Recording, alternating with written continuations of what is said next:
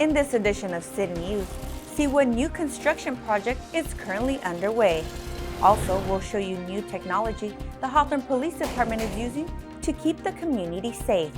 Plus, learn more about another project happening in the city. These stories and much more coming up on City News.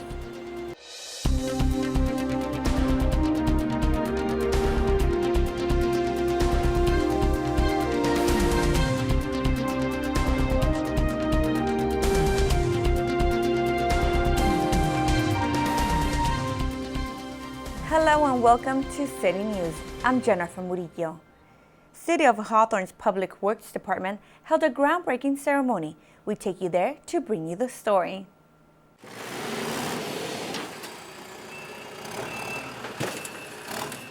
City officials, staff, and residents gathered to celebrate the beginning of the Northeast Hawthorne Mobility Project at the southeast corner of Birch Avenue and 126th Street. Our number one priority here is to improve safety. So we will be upgrading all the ramps to ADA. We will be doing some resurfacing with asphalt. We would be doing driveway improvements, sidewalks, curb and gutter. Over 500 parking tees, new restripping, and 500,000 square feet of new pavement are only a few of the things that will also be redone for public safety. We're going to be paving the streets in Northeast Hawthorne, so that'll be on Cedar, Freeman, and Oxford from El Segundo to Imperial Highway, and also on 126th Street from Birch to Prairie. The majority of the project will be funded through the Measure M grant that was applied for by Public Works and were awarded $2 million. So I'm very proud of the grant monies that have been coming through to be able to provide this type of improvements in the city. Hawthorne is working diligently to make improvements and currently has over 32 active projects throughout the city that are either in the planning, design, or construction phase. It's all grant money, that millions of dollars, and only 4% of the public works budget goes towards the general fund. It feels really good to be doing a lot of improvements for the community. We hope they see the hard work that the city has been doing to make the community not only just beautiful, but safer as well. Public Works kindly asked residents to be patient during the construction and to follow all posted signs to make this process as easy as possible. The Northeast Mobility Improvement Project is expected to be completed by December 2024. For questions or concerns, call Public Works at 310-349-2980. More construction can be seen on city streets as a new sewage system improvement project is currently underway. On Marine and Yukon Avenue, a city sewer main is being upsized to replace its current infrastructure, such as putting in bigger pipes with more water capacity for future developments and making sure that the infrastructure lasts longer, eliminating the roots and broken pipes. It is also being updated with reinforced concrete. The project is expected to be completed next month. As of now, drivers should avoid going through the construction area Monday through Friday from 7 a.m. to 3:30 p.m. For more information on this project and other improvement projects in Hawthorne, contact Public Works Department at 310-349-2980. The Hawthorne Police Department demonstrated a new tool in their belt. Here is Eric J. Dockery with the story. The Hawthorne Police Department has expanded their crisis intervention techniques with new technology.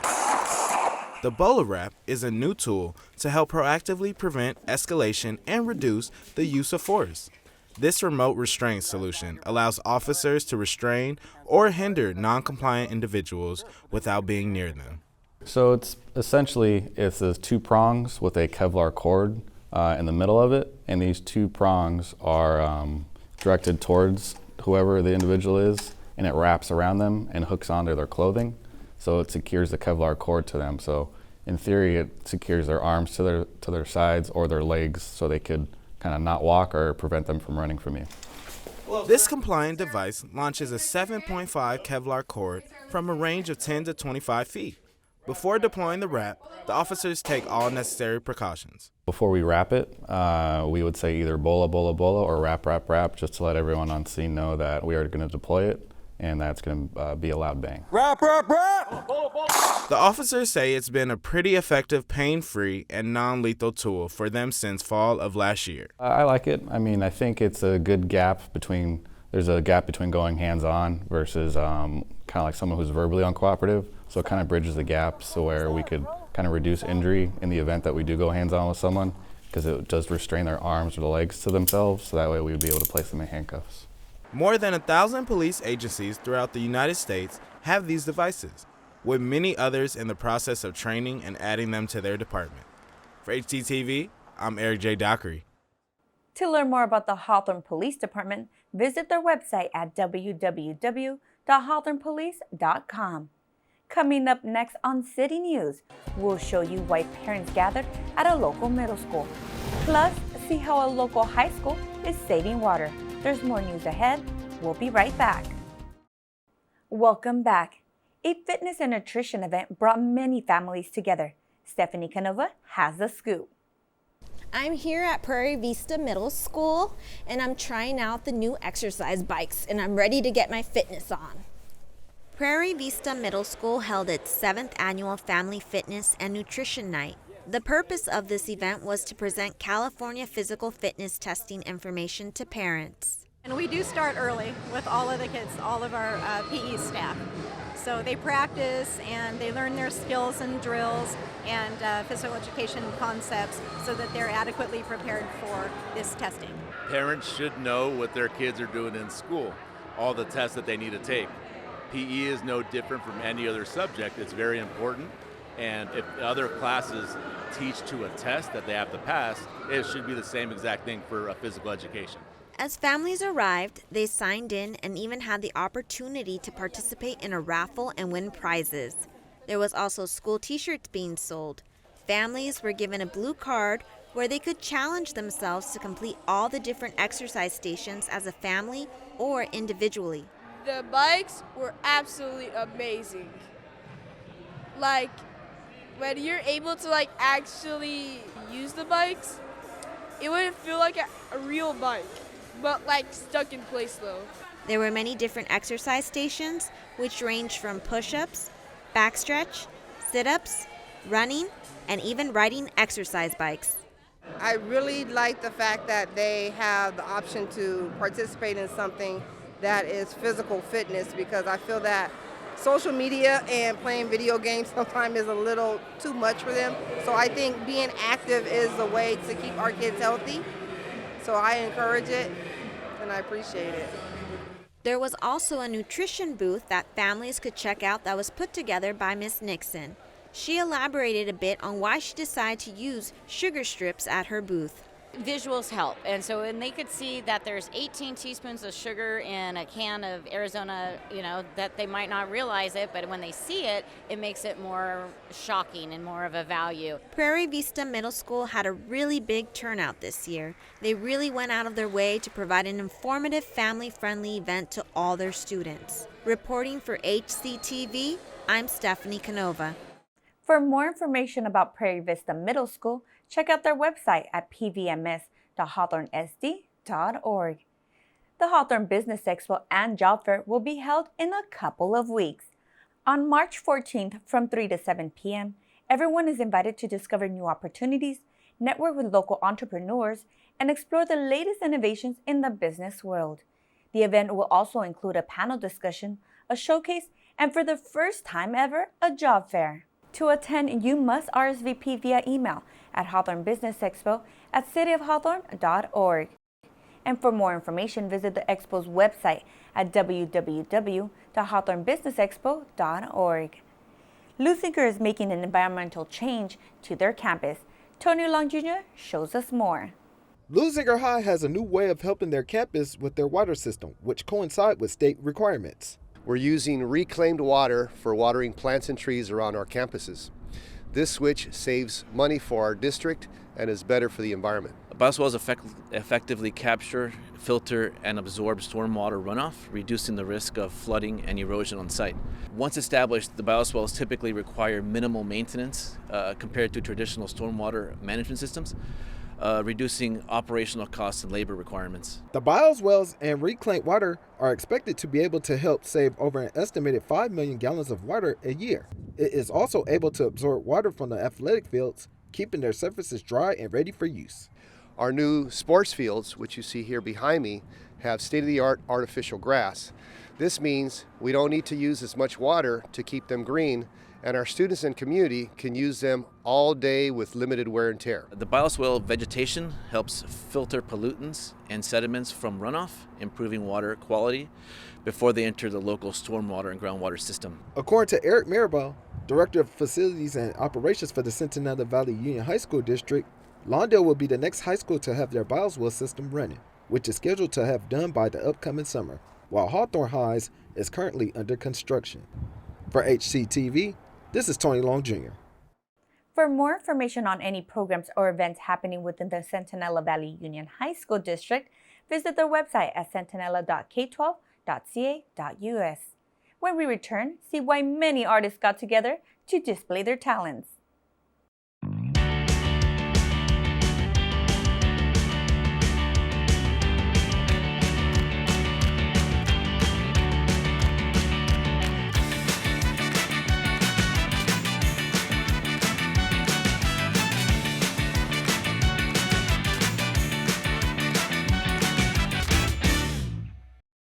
Mychal's Learning Place hosted an event for the community. Here is Eric J. Dockery with the story. Oh, hey, Hawthorne. Today we are at the 10th Annual Art Show, hosted by Mychal's Learning Place. Today they are showcasing some of their art from their students. Let's go check out some of the pieces. Mychal's Learning Place brought this art show back after COVID and are ecstatic for the return of the community. Well, I think it's wonderful for the artists, right? So when people can come in from the community and see the art of somebody that's got a disability, you don't see the disability, you see the art, right? And that's the beauty of it all. And then when somebody shows interest in that person's art and they start having a conversation, that brings me joy, because that's what it's about. It's just amazing to see the community come together, I think, for any cause, but especially this, and supporting these incredible artists on their journey to live independent lives and showcase their work and creativity. They had about 20 artists who all brought something different to the table, from jewelry, portraits, keychains, and clothes. This clothing line is just bringing awareness about spreading love and positivity, and that's all Mychal's is really about. We are Mychal's Print and Embroidery. We are a micro business of the nonprofit Mychal's Learning Center, and here we provide job training, job opportunities for individuals with developmental disabilities.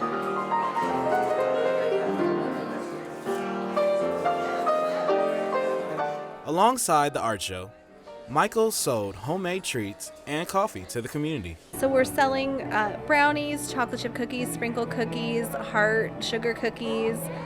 We have some shortbread cookies with jam and cookie decorating kits. All the funds are given directly to the artists. Multiple pieces were sold throughout the day. His name is John Grimble, Grimble, and some of the pieces he sold was a zebra piece, and he also sold a blue lady art piece.